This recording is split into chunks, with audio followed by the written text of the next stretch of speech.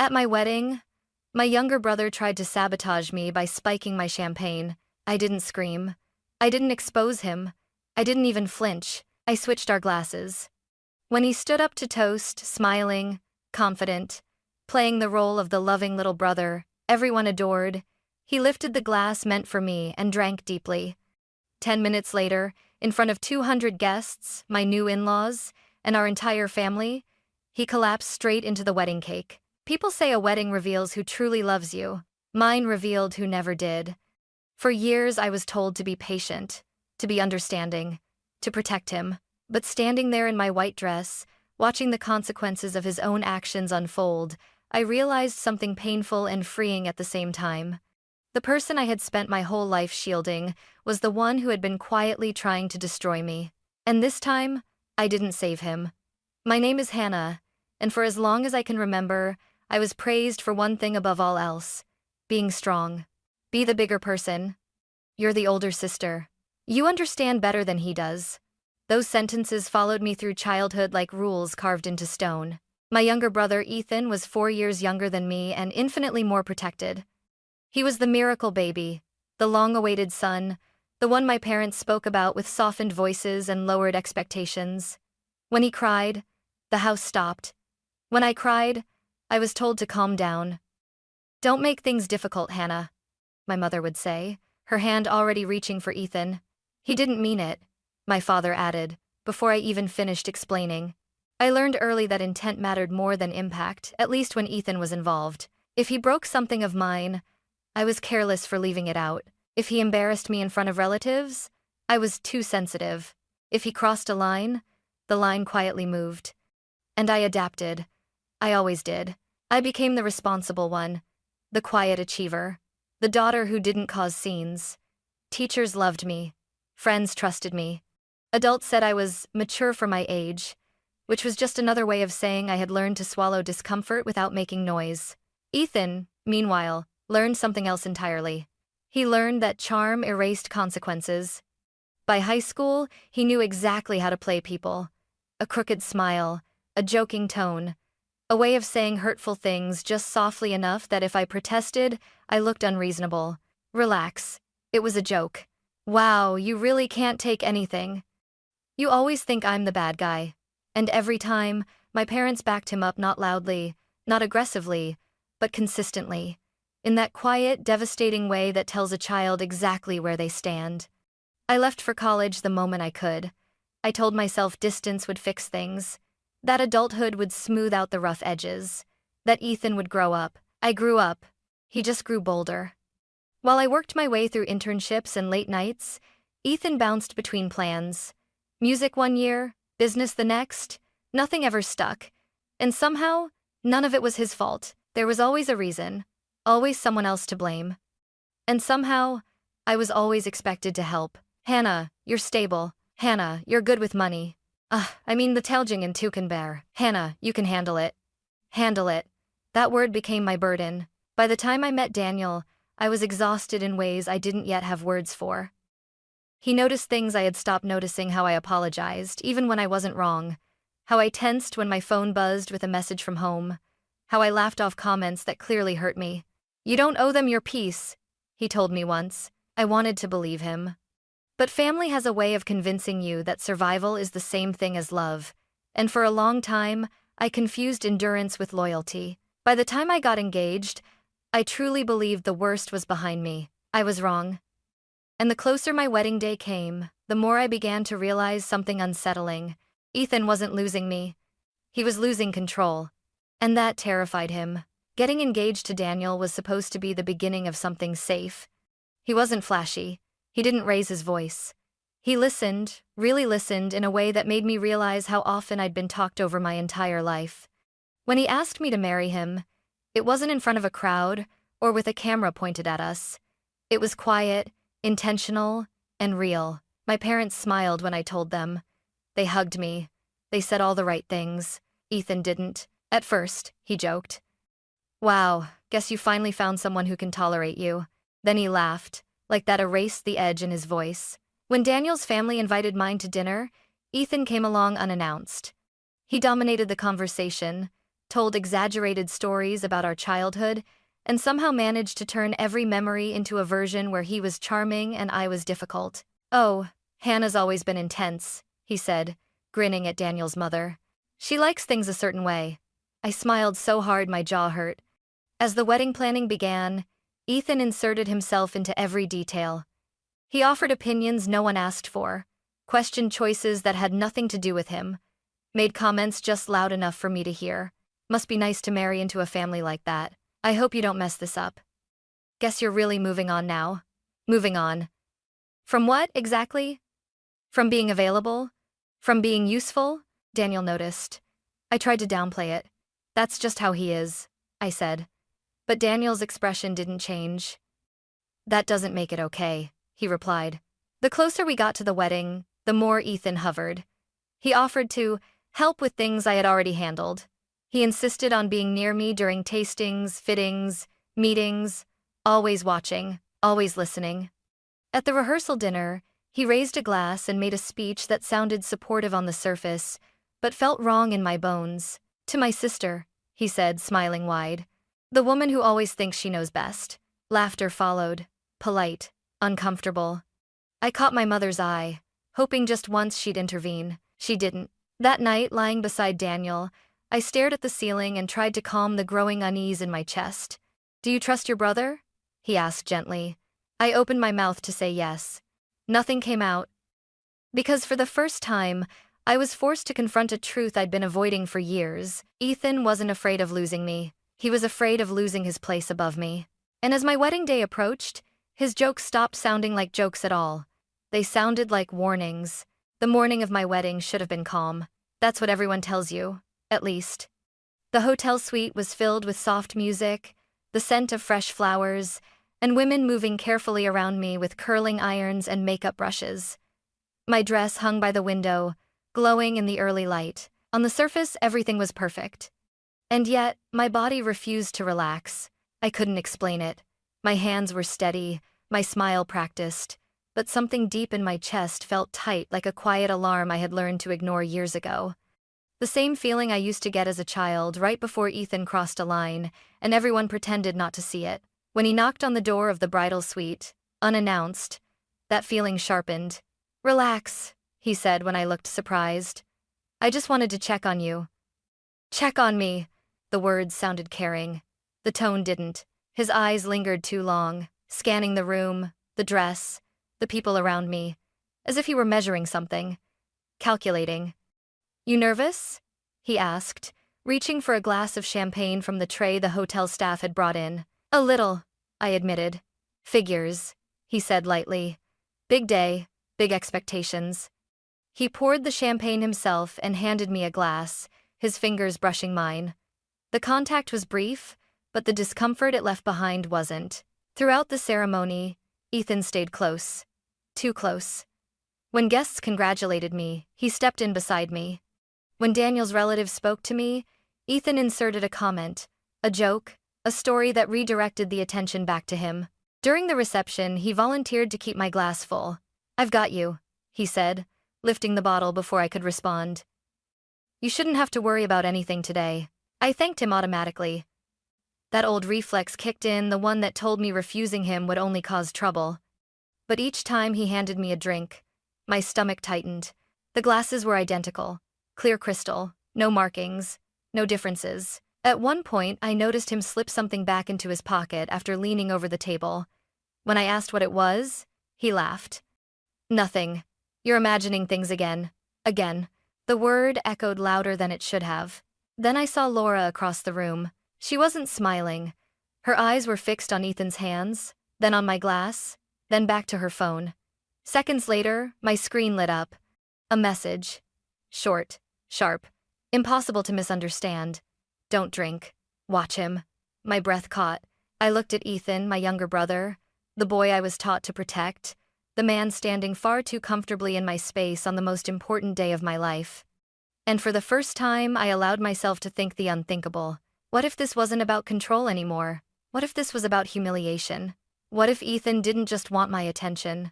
What if he wanted my downfall? I didn't move. I didn't react. I simply held the glass in my hand, smiling for the guests, while my mind raced through every moment I had ever dismissed. And slowly, painfully, the pattern became impossible to ignore. This wasn't a misunderstanding. This was intent. And I had only seconds left to decide what kind of ending this story would have. Time slowed in a way I had only ever experienced once before, when you realize something irreversible is about to happen, and your body demands a decision before your mind is ready. I looked down at the champagne in my hand. Clear, innocent, exactly like every other glass on the table. Across from me, Ethan was laughing with one of Daniel's cousins, relaxed, confident, completely at ease. He glanced at me, caught my eye, and gave a small nod, almost encouraging. "Drink," the gesture seemed to say. "Smile, be grateful, be quiet." My pulse thundered in my ears. Laura's message burned in my pocket like a warning flare. She hadn't told me what she saw. She didn't need to. The urgency in her words said enough. I forced myself to breathe slowly. Panic wouldn't help me. Accusations wouldn't help me. I had spent my entire life watching how this family responded to discomfort, and it was never in my favor. If I confronted Ethan, he would deny it. If I made a scene, I would be blamed. If I refused the drink, I would be accused of overreacting. I had been trained for this moment my entire life. So I chose a different path. I waited. Daniel leaned in and whispered, "You okay?" "Perfect," I said softly, and hated how easily the lie came. Then opportunity arrived, wrapped in politeness and heels clicking against the floor. Daniel's mother approached the table, elegant and composed, drawing Ethan's full attention the way powerful people always did. His posture shifted instantly. His smile widened. He stood to greet her, turning his back to me completely. That was it. My only chance. My hands didn't shake. That surprised me the most. I didn't lift the glasses that would have been obvious. Instead, I slid them across the tablecloth, slow and controlled, switching their positions with a movement so subtle it looked accidental. The crystal barely made a sound. One breath. Two. I adjusted my napkin, smoothed my dress, returned my hands to my lap. When Ethan sat back down, he glanced at the table for half a second, long enough to reassure himself, not long enough to notice the truth. "Ready?" he asked, lifting the glass now placed in front of him. I met his eyes and smiled. "Whenever you are," I said. Inside, something shifted. Not fear, not anger, clarity. For the first time in my life, I wasn't protecting my brother. I wasn't managing his emotions. I wasn't absorbing the damage so everyone else could stay comfortable. I was choosing myself.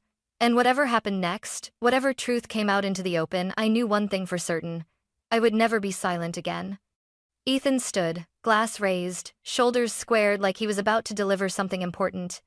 The room responded instantly, chairs quieted, conversations softened, forks paused midair. 200 people turned toward him, smiling, expectant. This was his moment. He had planned it that way. "Can I get everyone's attention?" he said, his voice carrying easily. "I just want to say a few words." Applause followed. Polite, warm, earned, in their minds. Ethan had always been good at this part, being seen as thoughtful, charming, harmless. He glanced at me, then out at the crowd. "My sister," he began, smiling broadly, "has always been intense. And her pays down nay." A few chuckles rippled through the room. "She likes control. She likes plans. She likes everything to be perfect." He tilted his head, as if amused by me. But I guess that's what makes today so special. Someone finally decided to put up with her. More laughter. Louder this time. I felt Daniel's hand tighten around mine under the table. I didn't squeeze back. I needed him steady, not worried. Ethan continued, warming to the sound of attention. "Hannah's always been the responsible one, the serious one, the one who thinks she knows best." He lifted his glass slightly. "So today, I just want to say, relax, let go, enjoy the moment." He brought the glass to his lips and drank. I watched his throat move as he swallowed. Once, then again. For a brief, fragile second, nothing happened. Ethan lowered the glass, smiling, clearly pleased with himself. His eyes flicked toward me, searching for something: anticipation, maybe satisfaction. I gave him nothing. Minutes passed. The band resumed playing softly. Servers began moving again. Conversations restarted in low murmurs. Ethan sat down, leaned back in his chair, and crossed his arms. Too confident. Then I saw it. A small pause in his movements. The way his smile didn't quite reset. The way his eyes blinked one time too many, as if the room had shifted when he wasn't expecting it to. He rolled his shoulders, subtly, like someone trying to shake off tension. "Everything okay?" my mother whispered to him, concern flickering across her face. "Yeah," he said quickly. "Just warm." He reached for his glass again, took another sip. Slower this time. I felt my heartbeat in my throat. Ethan's words began to come out differently after that. Not slurred, nothing obvious. Just delayed. Like his thoughts were arriving half a step behind his mouth. He laughed at a joke no one had made, asked a question, then forgot he'd asked it, shifted in his chair, then stilled, as if realizing movement required more effort than it should. Daniel leaned closer to me. "Something's wrong," he murmured. "I know," I said quietly. Across the table, Laura met my eyes and gave the smallest nod. Confirmation. She was watching everything. Recording everything. Ethan tried to stand again, maybe to excuse himself, maybe to reclaim control, but his balance wasn't what he expected. His hand gripped the edge of the table too tightly. The motion drew attention this time. "Ethan?" someone called. "I'm fine," he insisted, but the confidence had drained from his voice. Just dizzy." The room began to quiet again, this time not with anticipation, but with uncertainty. He took one step, then another. His foot caught slightly on the edge of the carpet. Not enough to fall, just enough to expose him. Gasps rippled through the guests. Ethan's face changed then. Not fear, not yet. Confusion. Genuine confusion. The kind that strips away performance. "I think," he started, then stopped, pressing a hand to his temple. "Something's wrong." I stood slowly. Not to help him, not to accuse him, just to be seen. "I think we should get assistance," I said calmly, my voice clear enough to carry. Now, every head turned toward me. Ethan looked at me then, not with arrogance, not with mockery, but with something closer to panic. "What did you do?" he whispered. I didn't answer. Because this moment wasn't about revenge. It wasn't about winning. It was about letting the truth stand on its own without me carrying it, explaining it, or protecting the person who caused it. As Ethan staggered forward, losing the careful control he had spent his life perfecting, the room finally saw him without the charm, and once they saw it, they couldn't unsee it. For a moment, no one moved. Not because they didn't care, but because no one understood what they were witnessing yet. Ethan stood there, frozen between confidence and confusion, his body no longer responding to the version of himself he believed the room still saw. His mouth opened slightly, as if searching for words that refused to arrive on time. "I'm fine," he said again, louder now, almost pleading. "I just need a minute." But his body betrayed him. His hand slid across the table, knocking over a glass. The sound, sharp and fragile, cut through the room far louder than any scream could have. Heads turned. Whispers began. Daniel was already halfway out of his chair. "Ethan, don't move," he said calmly, stepping closer. "Just stay where you are." That calm, that controlled authority only seemed to unnerve Ethan more. "I said I'm fine," Ethan snapped, trying to straighten up. "Stop looking at me like that." He took another step. And that was when everything gave way. Not in a dramatic crash, not in a sudden fall. It was slower than that, more disturbing. His balance shifted wrong. His knee bent at an angle it wasn't meant to. He reached out instinctively, grasping for stability that wasn't there, and found only the edge of the cake table. The cake tilted. Someone gasped. Someone else whispered, "Oh my God." Then gravity finished what arrogance had started. Ethan went down, his shoulder colliding with the table, sending plates sliding and decorations tumbling. The cake collapsed under its own weight, not violently, but decisively, like something that had been unstable for a long time and finally couldn't pretend anymore. The room fell into absolute silence. No applause, no laughter, no music. Just the sound of breathing, uneven, stunned, collective. Ethan sat there amid the mess, staring down at himself, frosting smeared across his jacket, his hands shaking as if they belonged to someone else. His face had lost all color. His eyes darted around the room, searching for reassurance, For rescue. For anyone to take control. "Mom?" he called weakly. My mother rushed forward out of instinct, her heels slipping slightly on the floor. "Ethan, sweetheart." "Please don't," Daniel said firmly, stepping between them without raising his voice. "Let the medical team handle this." Medical team. The words landed differently than help. They made this real. Ethan tried to push himself up, frustration replacing confusion. "Get this off me," he muttered. "This is embarrassing." And then, without meaning to, without planning to, he said the one thing he could never take back. "This wasn't supposed to happen," he whispered, his voice catching through the microphone that had fallen close enough to pick up every word. A pause. Then, quieter. "Not this glass." The room seemed to inhale all at once. Daniel froze. Laura straightened immediately, her professional instincts snapping into place. My father's face changed, not anger, not denial, but something closer to dread. "What did he say?" someone murmured. Ethan blinked, realizing too late that he had spoken out loud. His eyes widened, unfocused, panicked. "I didn't," he started. "I mean Hannah." I stepped forward. Not fast. Not emotional.